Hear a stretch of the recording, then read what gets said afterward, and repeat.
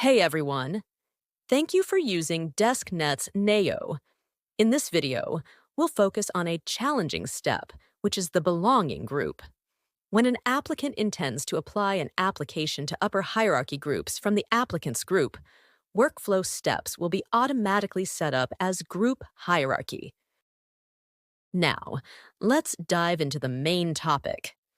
Before anything else, to incorporate these steps into your workflow effectively, you need to ensure your organization is correctly structured and arranged. Once you drag the belonging group from the right side, it should appear with 10 hierarchies. You need to configure which hierarchy to use for seamless application processing. Start by structuring your organization to ensure smooth application procedures. Here in our environment, let's begin by examining the structure of our organization. To do this, navigate to the Setup menu and click on Total Number of Users. This will display the departments or groups within DeskNet's Neo. DeskNet's Neo serves as our primary hierarchy. Clicking on this button reveals all departments, which constitute the second hierarchy. There should be a user inside each department in order to go through it. When you click each department, it reveals the third hierarchy. These are third-level hierarchies. If there is an additional group beyond the third level, it should be considered the fourth hierarchy. Once the organization's structure has been adjusted, we can proceed with the workflow steps. Understanding your organization's structure will make it easier for you to establish belonging group. To ensure a smooth process, it's important to understand the hierarchy of each approver. Let's revisit the workflow steps. After configuring the hierarchy for your approvers, it's essential to eliminate any unnecessary hierarchies.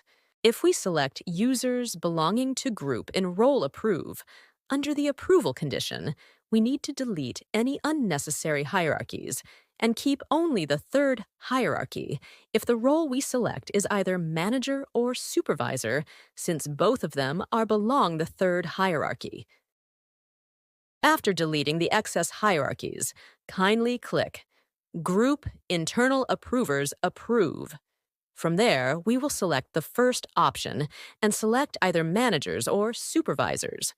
In this case, we will select the managers.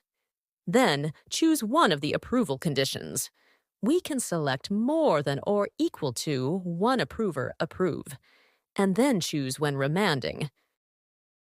For example, if we use the belonging group and choose the role managers, whenever an applicant sends an application, it should be automatically sent to their respective managers. For instance, if an accounting clerk sends an application, it will be directed to the accounting manager who is listed under the manager's role. It's important to note that you must register an approver from each group for the application to go through. If a group from accounting doesn't register any approver for the role, the application won't go through. In the previous video, I discussed how to register a role. You can visit the video to gain a better understanding of how the role of approver will work.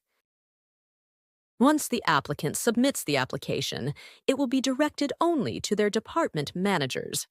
Managers from other groups or departments will not receive any applications if the applicant is not under their group. And that also goes when choosing the role of supervisors.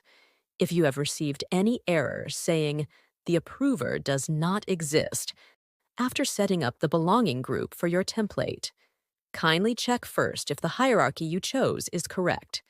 Second, when you choose the role, please make sure there will be a representative for that group in order to go through it. A frequently asked question we receive is, if one of the managers sends the application, does the manager have to approve it?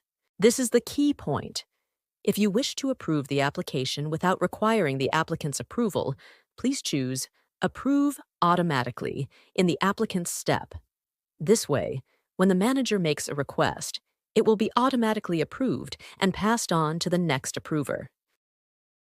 Let's proceed to the second option, which involves assigning a workflow administrator to the selected group. To do this, navigate to the Settings, click on System Management, and then go to Current Settings. Next, click on Unspecified, in line with the Manage applications of the selected group, and then select the user you want to assign to each group. I've already covered these steps in the previous video, but I'm showing them again so you can follow along. After choosing all the necessary users, you must then select the group for them. Please note that they will become administrators in the workflow for that specific group. They will not only be approvers, but will also have the ability to download, send back, cancel, force complete, and delete the application, but only for the selected group. You can assign multiple users to the selected group.